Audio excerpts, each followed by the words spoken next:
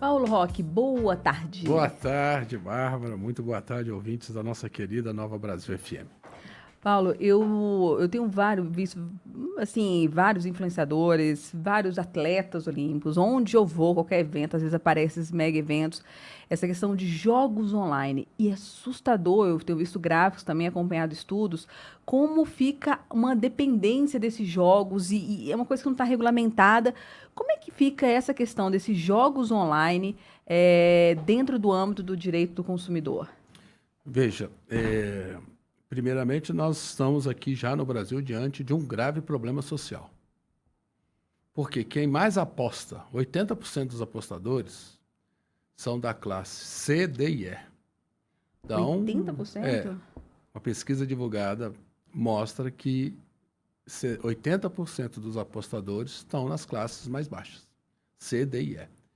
E são exatamente as classes que estão com grave problema de endividamento. Aham. Nós já falamos aqui várias vezes que nós temos 78% das famílias brasileiras endividadas. Então, é um dinheiro que sai do orçamento dessas famílias. O Congresso Nacional regulamentou a questão das apostas online, o governo fez uma pressão muito grande, dizendo que ele precisava arrecadar, que era importante regulamentar. O governo está esperando arrecadar 15 bilhões ano Uou. com as apostas online. Mas a verdade é que boa parte desse dinheiro vem de quem mais precisa, do Estado. Ou seja, é um jogo contraditório. O Estado dá na Bolsa Família e tira nas apostas online. Então, do Estado dá nos programas sociais e tira nas apostas online. Então, veja, e qual que tem sido o grande problema? O grande problema é que no Brasil, a aposta online ela chega com problemas já detectados na Europa. Na Europa, por exemplo, não tem mais praticamente em nenhum país as bets estampando, patrocinando times de futebol nas camisas. Não tem. Aqui no Brasil, de 20 times da Série A do Campeonato Brasileiro, 14 estampam uma bet como principal patrocínio na camisa. E mais, e por que isso foi feito na Europa que vedou essa publicidade? Porque estimulava de forma substancial jovens e crianças, tá certo? A identificar-se com as apostas e seus protagonistas. Aqui no Brasil, toda hora, você chega na mídia social, na televisão, tem um influencer, uma pessoa ligada ao esporte olímpico, saudável, falando de esporte bet, para aplicar.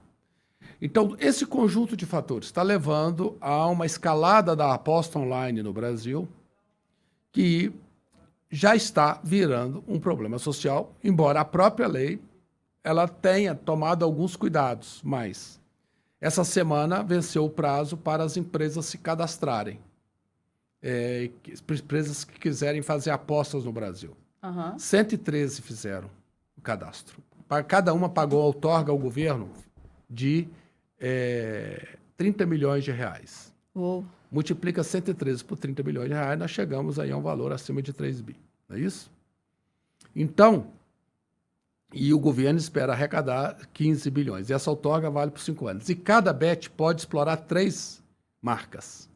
Então, nós estamos falando aí de 339 marcas bets que vão invadir o mercado brasileiro nos próximos anos. Né? Já começou agora.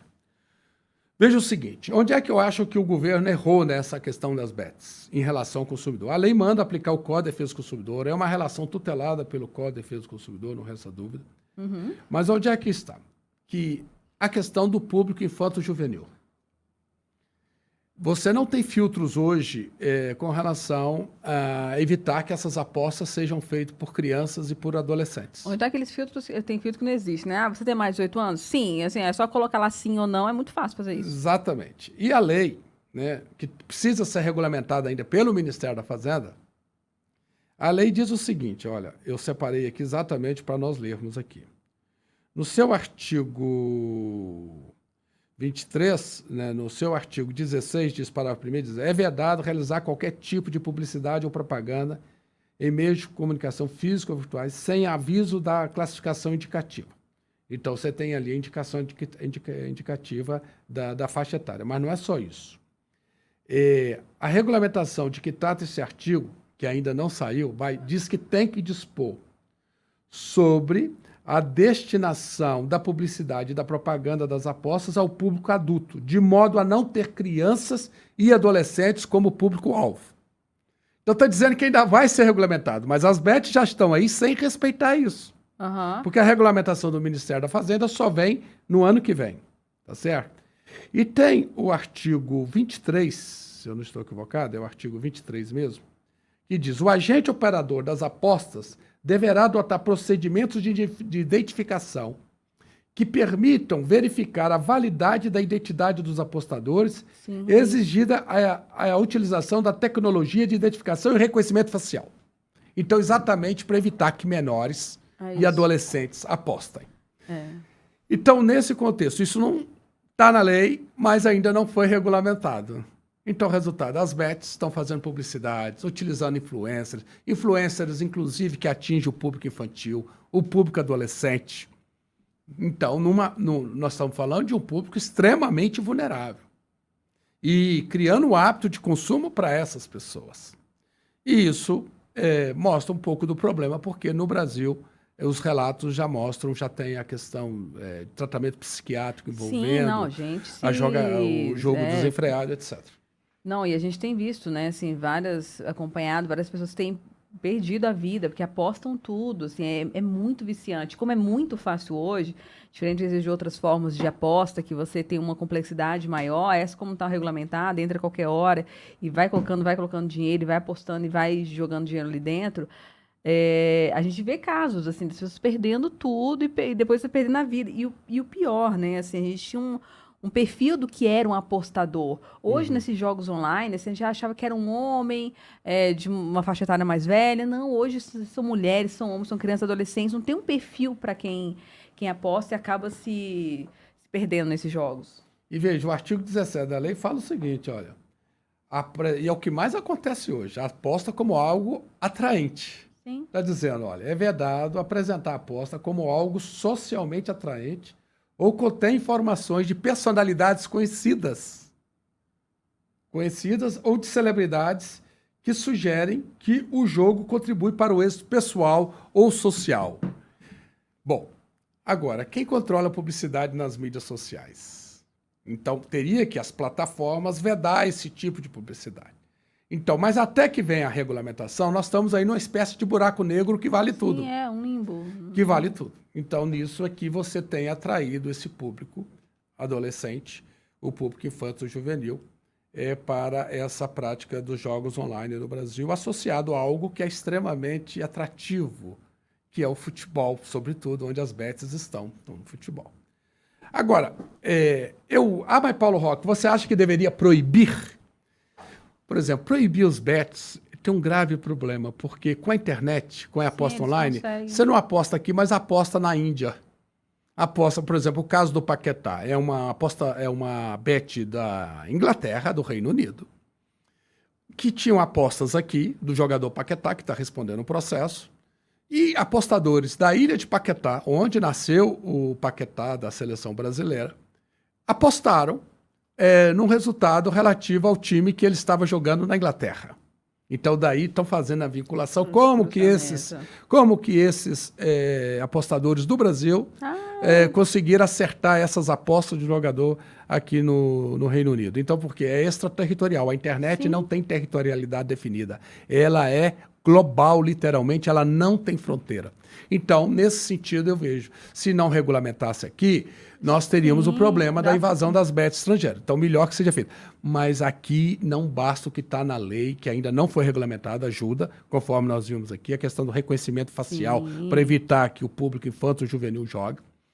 Mas você tem outro detalhe que é muito importante. Eu acho que na questão das bets nós vamos ter que partir para uma experiência as mais exitosa que o Brasil teve nessa matéria, em relação de consumo, porque aqui é uma relação de consumo para proteger o consumidor e que é premiada internacionalmente, que foi com relação à proibição da publicidade do tabaco, do cigarro. A gente até falou disso, gente. Olha, a gente tem uma coluna muito legal na semana passada. A gente falou sobre o vape. E que ia ser a minha próxima colocação, porque é muito parecido com isso. Assim, se a gente não regulamentar, o vape está entrando, não importa se é proibido. A gente teve até o caso ontem de uma pessoa que estava vendendo vape lá no Rio de Janeiro. Os policiais foram atrás, ele começou a nadar em alto mar para tentar fugir da polícia. E a polícia foi atrás e pegou. Mas, assim, num milhão de pessoas vendendo vape aqui no Brasil, sem regulamentação. São esses casos que deixam a porteira aberta para o crime organizado e para outras formas das pessoas que querem consumir esse produto ou querem consumir esse serviço, no caso dos jogos, acessarem, e aí fica desregulamentado, o Brasil não fica sem controle nenhum. É difícil de controlar, sem uma regulamentação correta.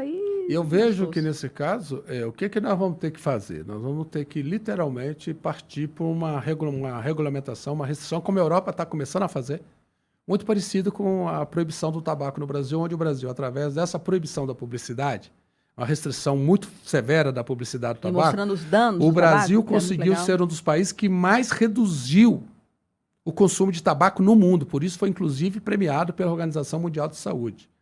Então é o seguinte, publicidade na camisa, como está já na Europa, está sendo vedada isso. Publicidade na televisão, publicidade em eventos esportivos. Então, de maneira que você, não, mas quem vai patrocinar os eventos esportivos? Como era patrocinado antes? Como é que era patrocinado antes? Como é que o futebol sobrevivia antes? Agora, não pode ser feito isso às custas da saúde da população, né? Sobretudo da saúde mental e da economia, da poupança, sobretudo da população de baixa renda. E, nesse aspecto, protegendo da maneira como nós temos ainda a condição de proteger o consumidor infanto-juvenil. Sensacional, Paulo. Muito obrigado por trazer esse assunto aqui no Mesa para Dois. Eu acho fantástico. Muito obrigada. Sempre aprendendo muito aqui com vocês. Um grande abraço. Tchau, tchau.